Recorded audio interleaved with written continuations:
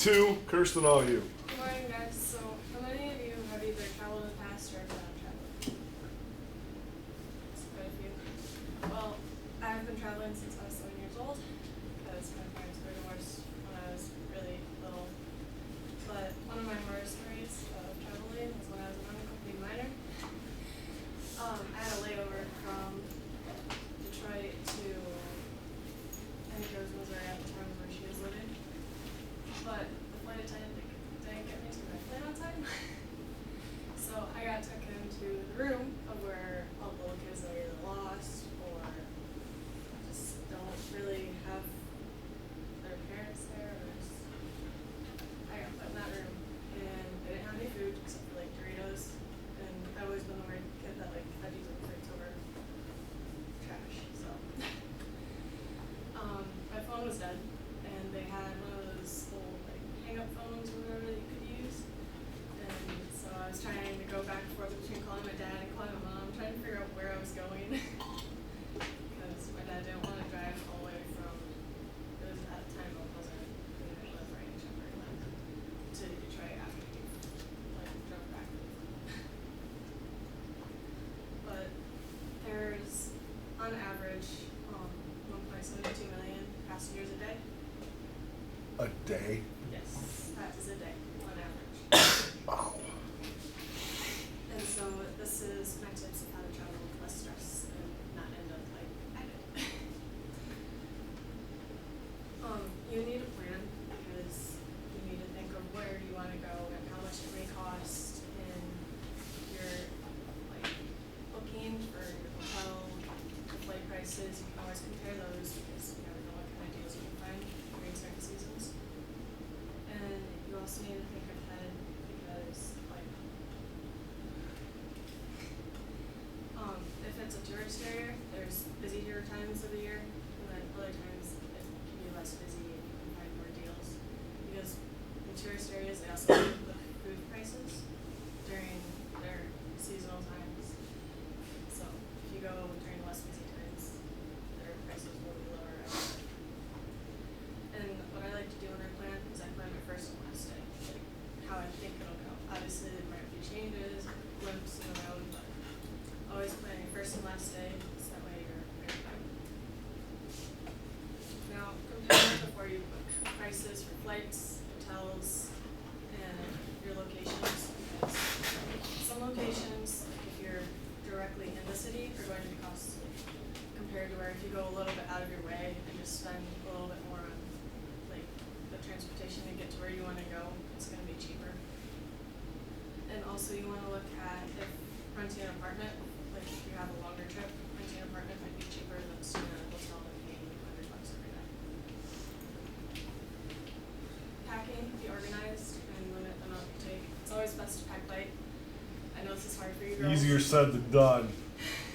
Sometimes guys, I guess, but you gotta be organized. I always make a checklist of things that I absolutely need, like at least a set of clothes, and I always put the medication, anything that you absolutely need. That if your check bag were to get lost, you still have it on you, as well as like an extra like spare change of clothes that you carry on. And preparation. I always say this, and I strongly recommend it. Don't rely on your digital passport or boarding pass alone, because one, your phone can die if you don't have it, or like maybe the power goes out at the airport and they're still trying to get everyone everywhere, but you don't have your boarding pass then. Also, keep them with your passport if you're going internationally, because it's easier to keep it all in one place.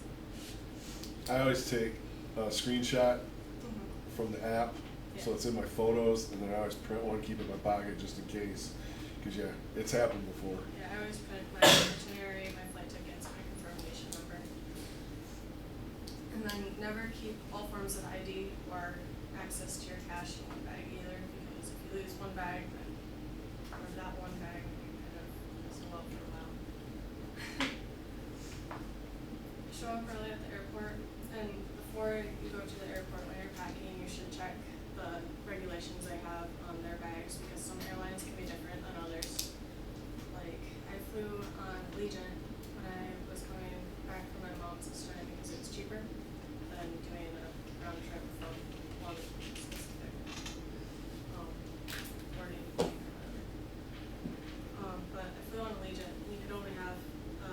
bag and not a check bag, carry-on bag. And then the backpack that I originally brought to my mom's, because I usually just take a backpack full of clothes and I call it good. It's not big enough to fit all of the stuff that I bought. So I had to move all of my stuff into one of her old army bags, and so I got some salutes from older dudes. It's like, I'm not actually in the army. So, but always look at the regulations for what bags you can have for free and what ones you can't, because on Allegiant they pay $100 pretty much for round trip for one protected bag, and I didn't know that right away. Your liquids must be 3.4 ounces or less in a quart size bag. Otherwise, if they're bigger than that, they have to be in a check bag. And then show up early at the airport. Always needs to be at least 2 hours before your departure time. Not your, it's not the time that it actually says for your flight departure time. Because departure time can vary depending on which flight you use.